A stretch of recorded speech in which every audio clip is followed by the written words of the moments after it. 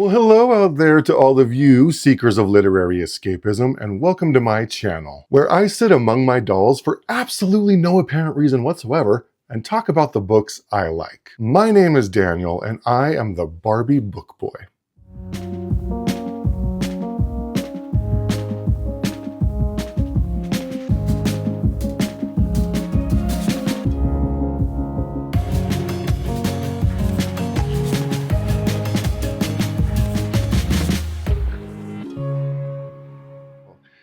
Today's subject is a book called The Village by Caroline Mitchell.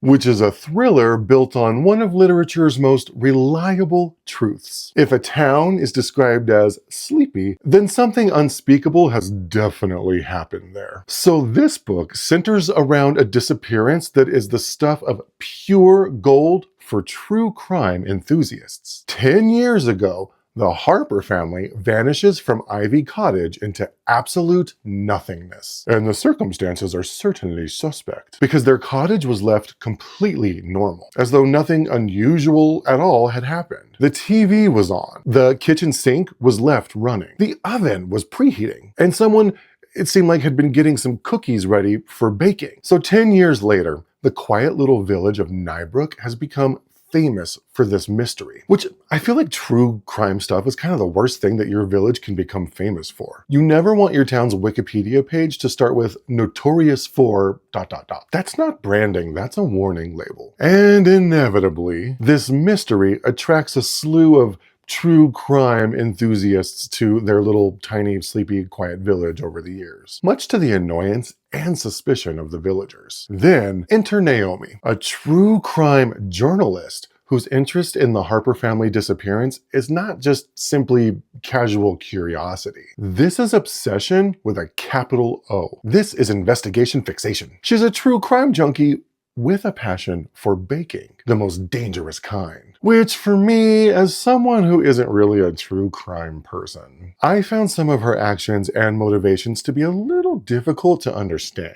Because when the infamous Ivy Cottage in the village of Nybrook goes up for sale, she sees it not so much as a housing opportunity, but a full contact investigative sport. She buys the cottage as a sort of research facility and essentially treats the house like a very expensive clue. Most people tour a house and ask about square footage, or the neighborhood, or the schools in the area, but not Naomi. She tours a house and asks about unresolved disappearances.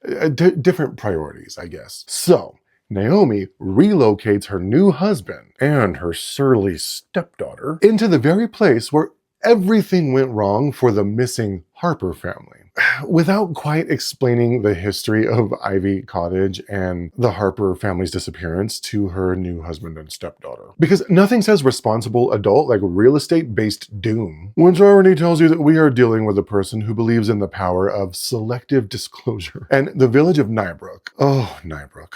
If you're envisioning a quaint little English country village with polite neighbors and babbling brooks, you'd be sorely mistaken. Because if there were ever a place that perfected the art of aggressive silence, this is it. Nobody wants to talk. Nobody wants to remember. Nobody wants to answer Naomi's questions, which I don't need to tell you, in thriller logic translates to everyone knows exactly what happened but has formed a quiet little committee about it. This is a place that's shaped by a scandal that it refuses to acknowledge. The disappearance of the Harper family has left a mystery for the ages, and everyone in town just skirts around the subject. And any newcomers. It's like they have the stench of plague that the villagers don't want to catch. These villagers are the opposite of welcoming to Naomi and her new family. They're downright hostile, but Naomi's journalistic determination won't be dissuaded. In fact, their behavior only serves to fuel her further. She's like a dog with a true crime bone, and she ain't having their inhospitable attitude. Because she's not just snooping for entertainment. She's trained to notice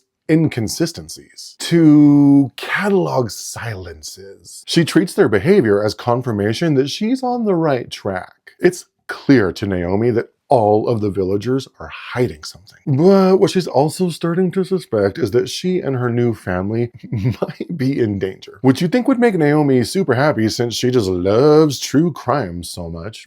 But in reality, she just becomes scared. And that's basically the story of The Village by Caroline Mitchell. So, what are my thoughts? All right, look, this book is a thrill ride. It's an amusement park ride. It's an animatronic shark in the water. The thrills come fast and the twists are operatic, but unpredictable. Look, Tolstoy, it ain't. But that's okay, it doesn't have to be. I like thrills, and this book's got them. Right away, this book sets the tone. Everything looks like it's operating normally, but it's not. And you can feel it. Like when you walk into a room and everyone goes quiet at exactly the same time. Except in this case, the room is the size of a whole village and you can't leave. So the pacing is nice and efficient because this village ain't wasting no time. Everybody's too busy being creepy and menacing, and the fact that the whole town is in on it works to throw you, as the reader, off the scent. Because the moment that you start thinking you understand the situation, the book smugly proves you wrong. And it doesn't care if you're incredulous. It just steamrolls over your dropped jaw. This isn't a messy horror story. It's a well-oiled suspense machine. You might notice some familiar genre mechanics, small community, secrets,